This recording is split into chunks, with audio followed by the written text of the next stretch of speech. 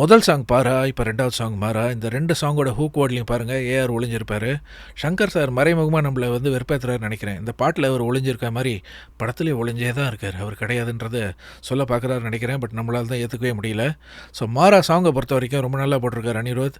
ஒரு different classical டச்சோட லிரிக்ஸ்லாம் புரிகிற மாதிரி அவரோட கம்ஃபர்ட் ஜோன்லேருந்து கம்ப்ளீட்டாக வெளியில் வந்து ஸோ சங்கர் சாருக்கும் கூடோஸ் டு தேட். ஸோ அவரை ஒரு டிஃப்ரெண்ட் ஃப்ளேவரில் கொண்டு கொடுக்க பார்த்துருக்காரு.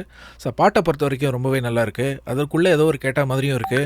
இன்ஃபேக்ட் ராசாலின்னு ஒரு பாட்டு வரும் தெரியுமா, அச்சம் என்பது மடமழைடா, அந்த மாதிரியான ஒரு கிளாசிக்கல் ஃபியூஷன்லாம் ரஹ்மான் சார் பண்ணியிருப்பாரு. ஸோ கிட்டத்தட்ட அந்த மாதிரியான ஒரு ஃப்ளேவர் உள்ள சாங் தான் அது.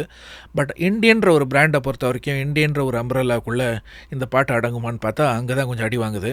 கொஞ்சம் சவுத் இண்டியன் வரைக்கும் தான் போகுது. அது இந்தியன் லெவலுக்கு போகிறதுக்கான ஒரு அந்த பிராண்ட், அந்த ஒரு ஃபீல் கொண்டு வரதுக்கு அது இந்த மாதிரி பாட்டு சூட் ஆகலன்ற மாதிரி தான் தோணுது. But we don't know how it's going to be presented in the film. But ஓவராலாக இந்த ப்ராப்ளம் அனிருத் கிரியேட் பண்ண ப்ராப்ளமே இல்லை.